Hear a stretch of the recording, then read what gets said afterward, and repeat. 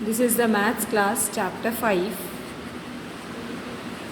trigonometric graphs and equations.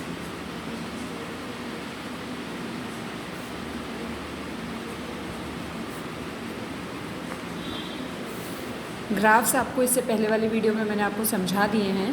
इस trigonometric graphs आपको थोड़े से सिंप्लीफाई करके भी बता दिए हैं, एक दो ग्राफ मैंने बना के भी बता दिए हैं, ग्राफ के बारे में सारी इन्फॉर्मेशन भी दे दी गई है। अब बेटा आपको मेन जो पढ़ना है इस चैप्टर में वो है ट्रिग्नोमेट्रिक इक्वेशंस। ट्रिग्नोमेट्रिक इक्वेशंस मतलब जिसमें ट्रिग्नोमेट्रिक फंक्शंस हों और वो इक्वेशंस हो, that is trigonometric equation. Like sine theta plus cos theta equals to 1 trigonometric functions हैं और ये इक्वेशन है। इक्वलिटी हो, इक्वेशन हो तो ट्रिग्नोमेट्रिक इक्वेशंस। अब इसको सॉल्व करने के जो मेथड्स हैं अलग अलग कंडीशन पे, वो मेथड्स हम सिंप्लीफाई करेंगे। आपको पता छोटी क्लासेस में, प्रीवियस क्लासेस में समझा दिया गया था कि जब कोई इक्वेशन होती है तो हमको उसको सॉल्व करना मतलब you have to find the value of the variable in that. अगर किसी भी चीज़ को सॉल्व करना होता है तो हमको वेरिएबल की वैल्यू फाइंड करनी पड़ती है। यहाँ आपका वेरिएबल थीटा है तो जो भी आपके पास वेरिएबल है उसकी वैल्यू आपको फाइंड करना है इन इक्वेशंस में। सबसे पहले इन इक्वेशंस को, ट्रिग्नोमेट्रिक इक्वेशंस के जो सॉल्यूशंस होते हैं वो दो होते हैं। सॉल्यूशंस ऑफ ट्रिगोनोमेट्रिक इक्वेशंस, उसमें जो उसके दो सॉल्यूशंस होते हैं, पहला होता है प्रिंसिपल सॉल्यूशन और दूसरा सॉल्यूशन होता है इसका दैट इज़ जनरल सॉल्यूशन। दोनों का मतलब मैं आपको समझाती हूँ। प्रिंसिपल सॉल्यूशन जो है किसी भी ट्रिग्नोमेट्रिक इक्वेशन का 0 to 2 पाई के बीच में लाई करता है, यानी आपका फर्स्ट राउंड पूरा, आपको पता है ये पूरा आपका 4 क्वाड्रेंट का फर्स्ट राउंड पूरा कंप्लीट हो जाए, उसमें जितने भी सॉल्यूशन मिलते हैं वो आपके प्रिंसिपल सॉल्यूशन होते हैं। और जनरल सॉल्यूशन में आपके पास इनफाइनाइट सॉल्यूशंस होते हैं। तो जनरल सॉल्यूशन के लिए, जनरल सॉल्यूशन फाइंड करना आपके लिए, उसके लिए आपके पास फॉर्मूलाज होते हैं। तो वो फॉर्मूला भी मैं आपको समझाऊंगी और उन फॉर्मूले की ज़रूरत क्यों पड़ी वो भी मैं आपको समझाती हूँ। देखिए ज़रा सिंपली अगर मैं आपको बताऊँ फॉर्मूलाज क्या है। जैसे हमने कहा सिंपल, सबसे सिंपल इक्वेशन हमने ले ली sine theta equals to half. What it mean? It means sine theta equals to half में वेरिएबल आपका थीटा है। दैट मीन्स साइन में हाफ कब आता है? तो साइन में हाफ आपको तो पता है कि वो 30 डिग्री पे आता है, जिसको हम रेडियन में लिखते हैं π/6। पर बेटा साइन जो है वो एक बार पॉजिटिव नहीं होता है, पूरे चारों क्वाड्रेंट में यहाँ पॉजिटिव होता है और यहाँ पॉजिटिव होता है, यानी फर्स्ट क्वाड्रेंट में भी होता है और सेकेंड क्वाड्रेंट में भी होता है।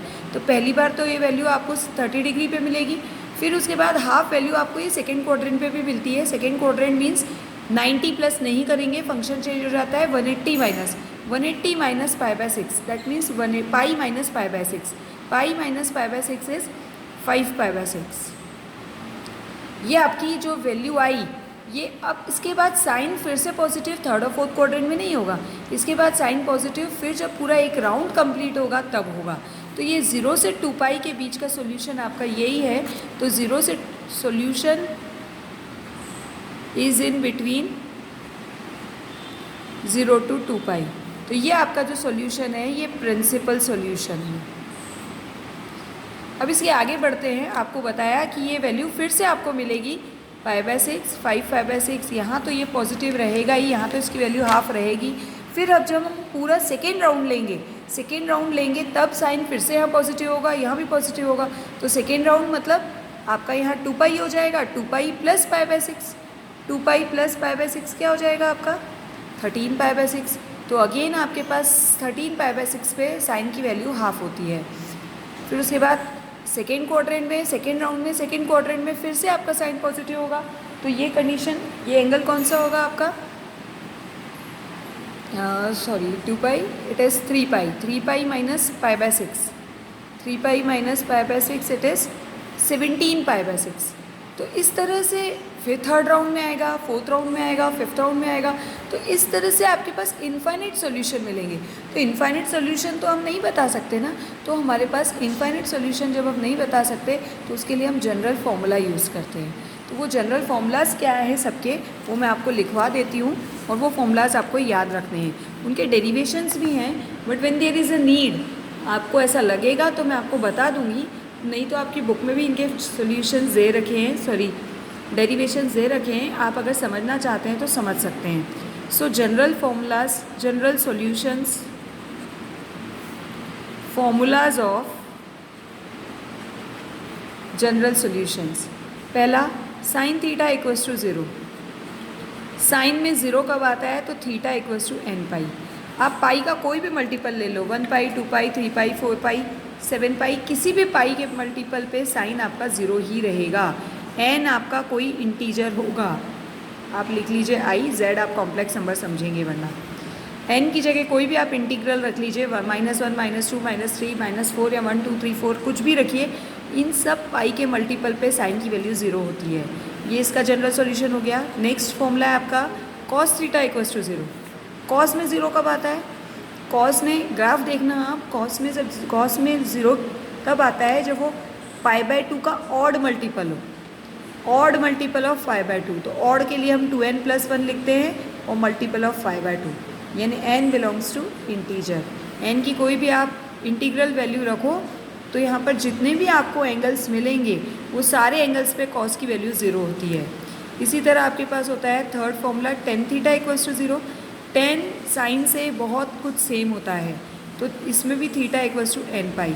पाई का कोई भी मल्टीपल हो, इस कंडीशन में आपकी टेन की वैल्यू हमेशा 0 ही होती है। ये 3 फॉर्मूला 0 की कंडीशन पे थे। अब हम आगे के फॉर्मूलाज देखेंगे।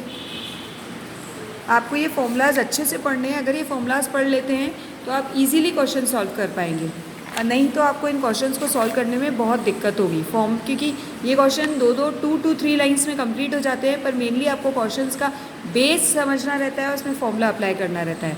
नेक्स्ट फोर्थ फॉर्मूला है आपका sine theta equals to sine alpha. So theta equals to N pi plus -1 to the power n alpha, ये फॉर्मूला है साइन का। इसी तरह हम कॉस का देखें तो cos theta equals to cos alpha. So theta equals to 2n pi plus minus alpha. Now next tan theta equals to tan alpha, theta equals to n pi plus alpha. इसके बाद फिर square में formula है आपके sine square theta equals to sine square alpha, theta equals to N pi plus minus alpha. Sine cos tan सब में square में यही फॉर्मूला है, cos square theta equals to cos square alpha, theta equals to N pi plus minus alpha. Tan square theta equals to tan square alpha, theta equals to N pi plus minus alpha.